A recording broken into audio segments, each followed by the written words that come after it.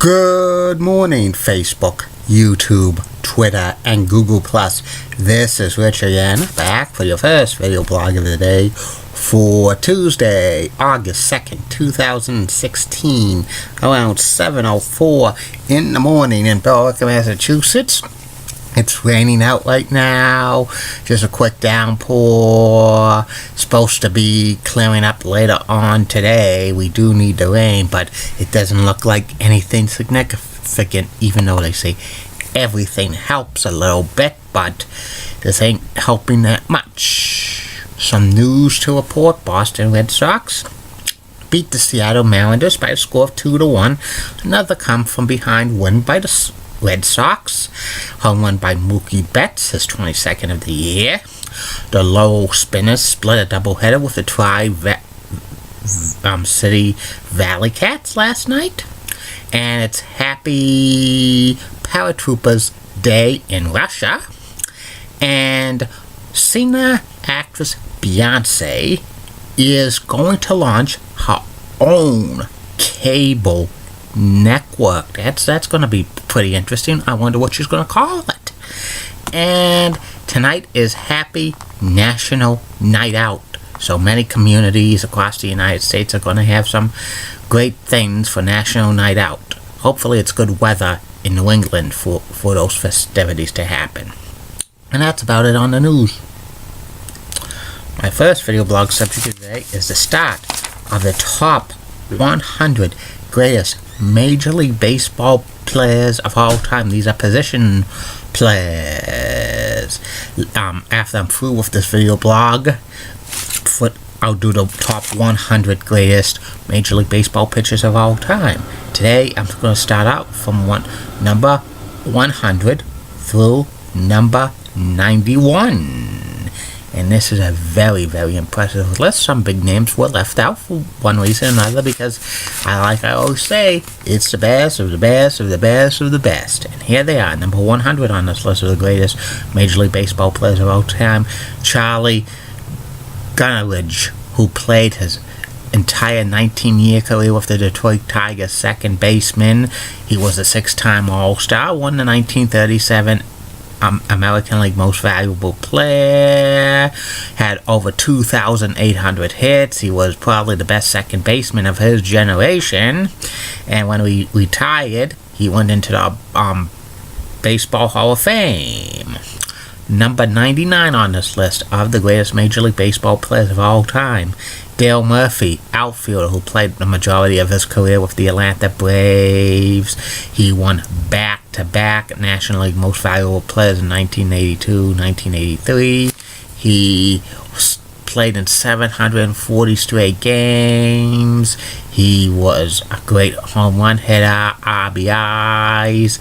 He played on some awful Braves teams, and he got traded just as about the Braves were going to be good again because his career was going downhill. He finished his career with the Phillies and the Rockies, retiring in 1993.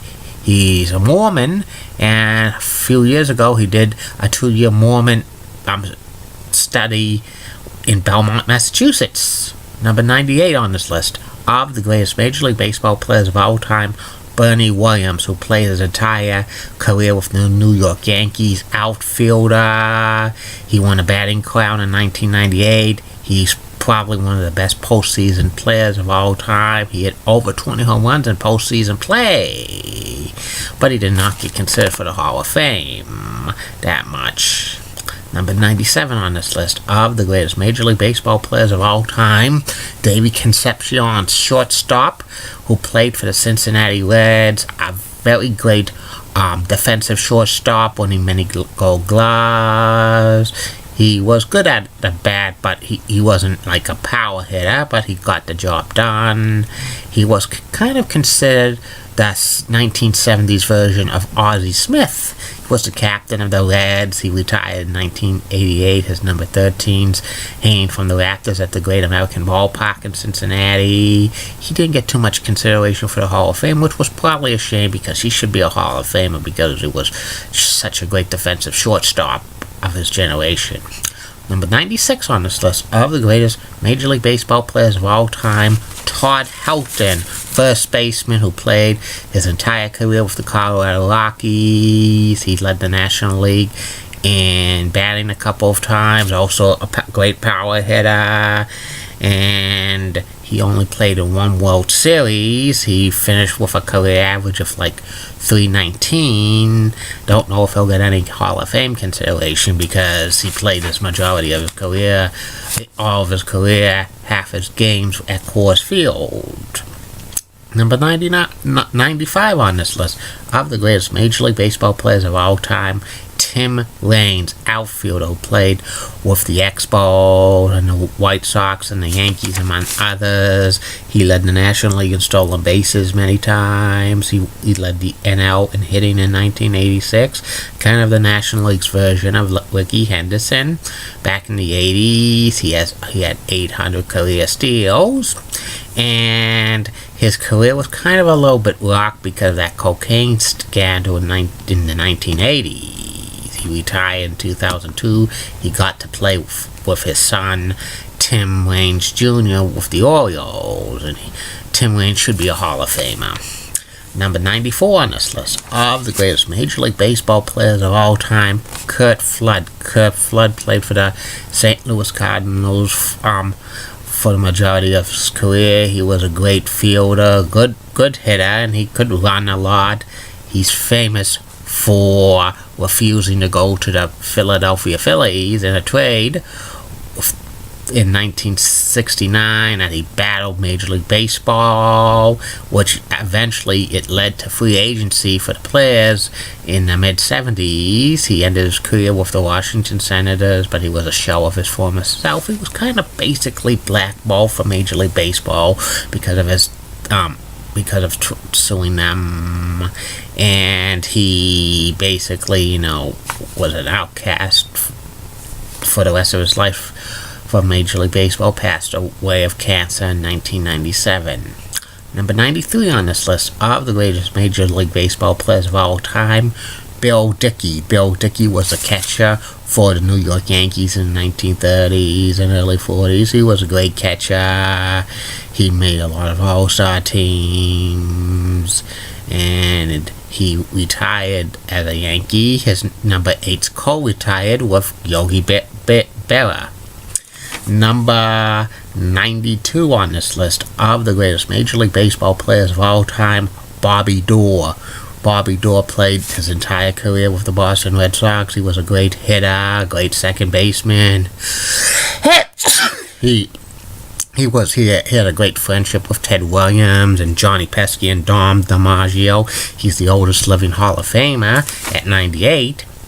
His number 1's retired by the Boston Red Sox, and he got inducted into the Hall of Fame in 1986 in the Veterans Committee because Ted Williams was on the Veterans Committee, and he pushed for Bobby Doerr. And number 91 on this list, to end it right now, is Jim Rice. Jim Rice played 16 years with the Boston Red Sox. He was a feared power hitter. He hit for average. He was a great fielder.